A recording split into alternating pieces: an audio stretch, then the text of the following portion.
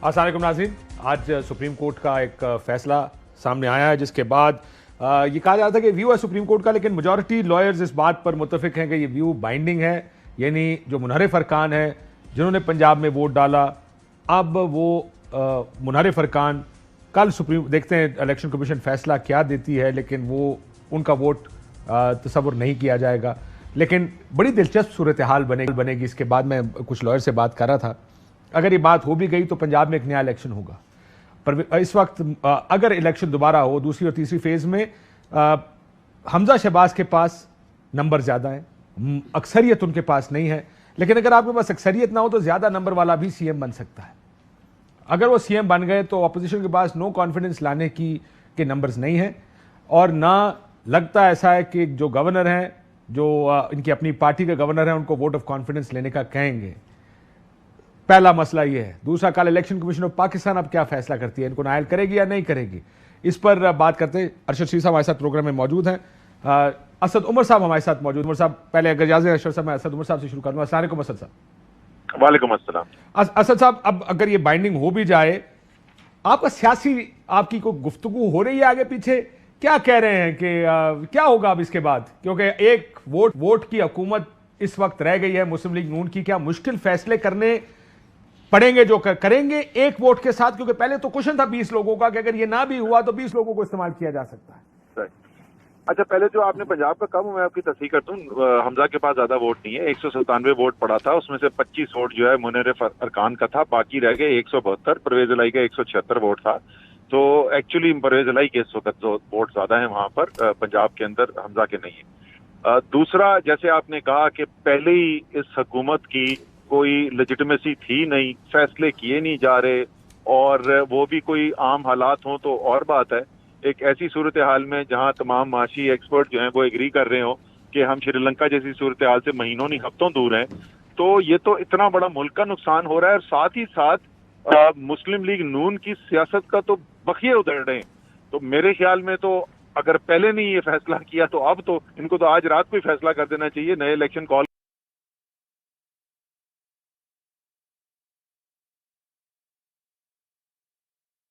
ही नहीं से बाहर निकलने का।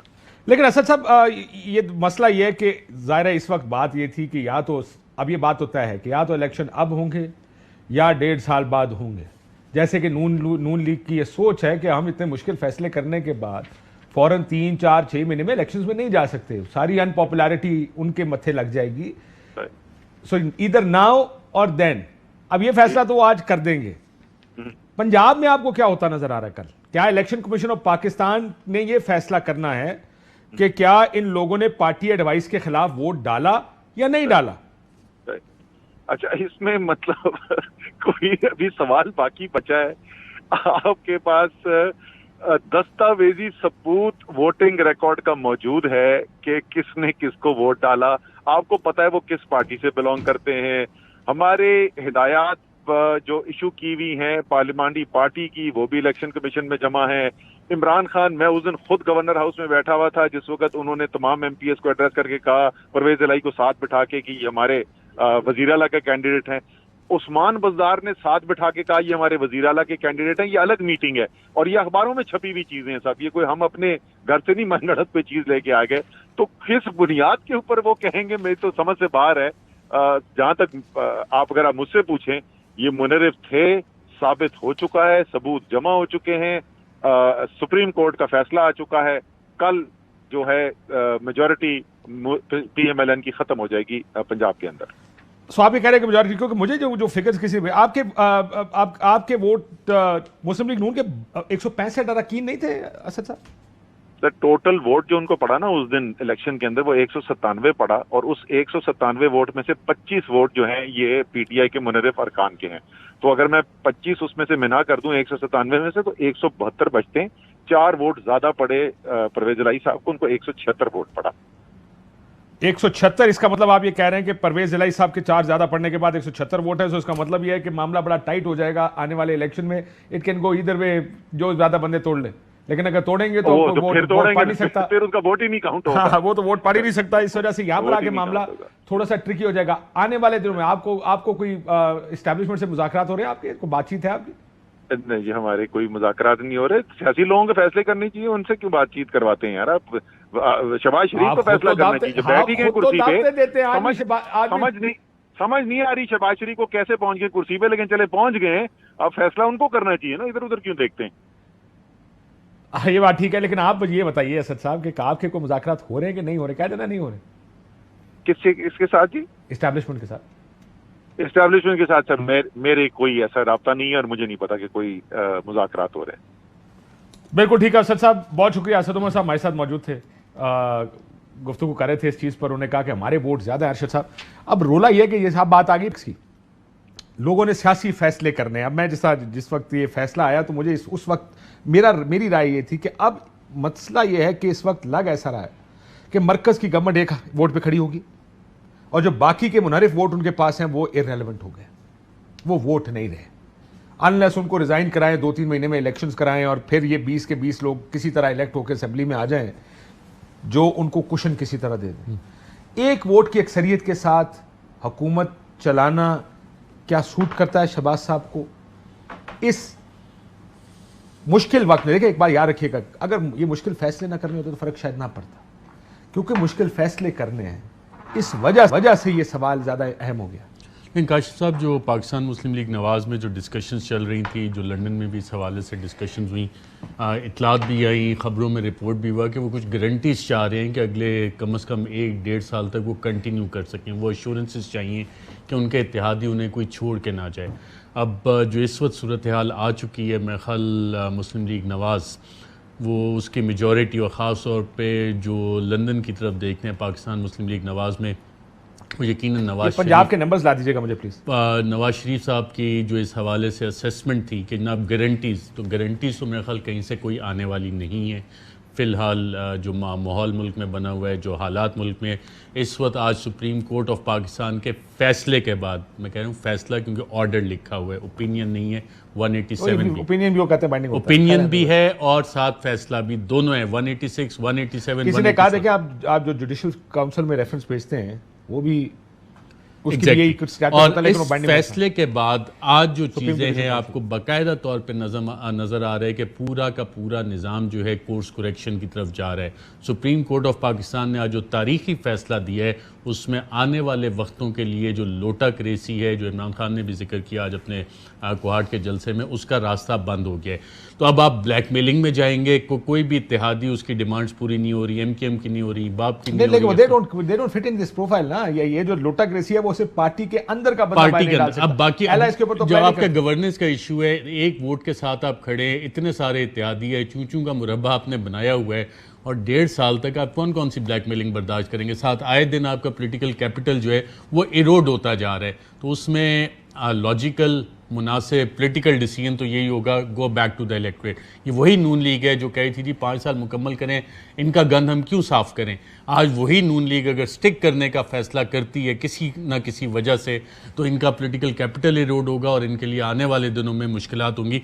आपको भी पता है कि बजट हुकूमत आने से पहले तैयारियां इन्होंने शुरू कर ली थी, पोर्टफोलियो डिसाइड कर लिए थे, जिस तरह के बयानात देते। जब हुकूमत में आए हैं और आगे पता लगा कि जी हाथ बंदी में 30 रुपये पेट्रोल बढ़ाना पड़ेगा, डीजल 60-70 रुपये बढ़ाना पड़ेगा, बिजली की कीमतें बढ़ानी पड़ेंगी, जो इन्फ्लेशन का साइकिल है वो आ रहा है, जो फ्रेंडली ममालिक है वहाँ से भी आपको कुछ नहीं मिला। तो 1 साल में आप यहाँ पर कोई इस तरह की जिसको कहते हैं आप रेवोल्यूशन नहीं ला सकते, हालात आप इस तरह के नहीं कर सकते कि जनाब आप उसके बाद जाके साल बाद इलेक्शन में जाएं। इसमें विन विन सारा जो एपिसोड हुआ है, पोजीशन थी आसिफ अली जरदारी की, और अभी भी शायद सबसे ज़्यादा प्रेशर जो इनके ऊपर है, क्योंकि आसिफ जरदारी साहब के साथ पीपल्स पार्टी के साथ मिलकर चलें, तो वहाँ से एक अपोजिशन आ रही है कि नहीं जनाब आप कंटिन्यू करें। लेकिन पार्लिमानी पार्टी का इजलास शहबाज शरीफ साहब ने बुला लिया है, तो इसमें देखते हैं फैसले। इत्तेहादियों का इजलास बुलाया हुआ ना, इत्तेहादियों का, वहाँ से पाकिस्तान पीपल्स पार्टी यकीनन इसको अपोज करेगी। लेकिन जो इतलात आ रही हैं कि मौलाना फजलुर रहमान भी कुछ हद तक राज़ी हैं कि इलेक्शंस में जाया जाए।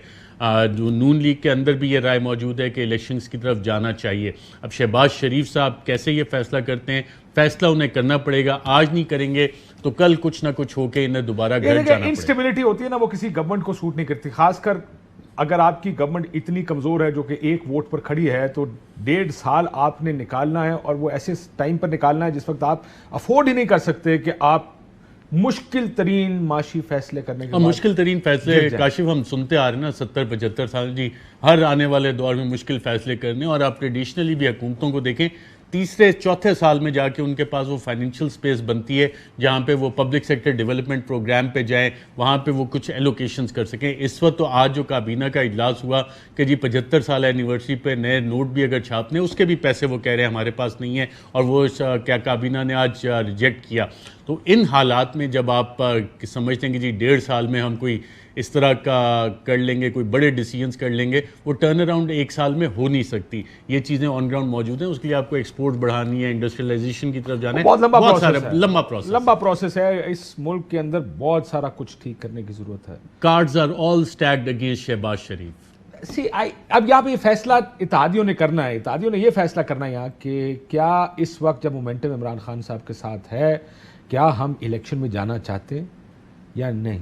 ये फैसला तो उन्होंने करना है ना, ये करना है। और पॉलिटिकल फैसला भी है। डायनामिक काशिफ, आप अब ये मुझसे risk ज्यादा है पॉलिटिकल कवर करते हैं, आपका ज्यादा पॉलिटिकल इंसाइट है इस हवाले से। जो इलेक्शन की डायनेमिक्स है वो टोटली डिफरेंट होती है। आपकी बरादरीज़म वहाँ पे चलता है, आपने कैंडिडेट कौन सा किया, कैंपेन आपने किस तरह से चलाई, जब वो वाली चीज़ बिल्डअप होगी तो तब आप देखेंगे कि कैसे चीज़ें बनती है। साउथ पंजाब एक बहुत बड़ा फैक्टर है, वहाँ पे पीपल्स पार्टी किस तरह से कोलिशन बनाती है, किन किन के साथ एंटर होती है, नून लीग इलेक्टोरल कौन सी अलाइंसेस बनाती है, वो तमाम चीज़ें मैटर करेंगी। और पाकिस्तान तहरीक इंसाफ जिन्हें 2013 और 18 में जिस तरह से टिकट्स दिए थे, अब वो टिकट्स कैसे देते हैं, कौन से कैंडिडेट्स हैं, जो इंटरनल फाइट्स हैं, हर हल्के में राइवलरी होती है, बहुत सारे। अभी तो आपको सारे लोग इकट्ठे नजर आ रहे हैं कि जी एक ही हम कैंपेन पर जा रहे हैं, लेकिन जब टिकट एलोकेशन होगी, कौन खड़ा होता है, कौन इलेक्शन, मसलन फिरदौस आशिक अवान या उस्मान डार दोनों खड़े होते हैं, तो पार्टी उनको टिकट मिलता है, वहाँ पे और कैंडिडेट्स भी हैं जो इस वक्त टिकट के एस्पायरेंट हैं, तो वहाँ पे यकीनन ये मामलात आएंगे जिस पे कि बाकी लोग जो है कैपिटलाइज करते हैं।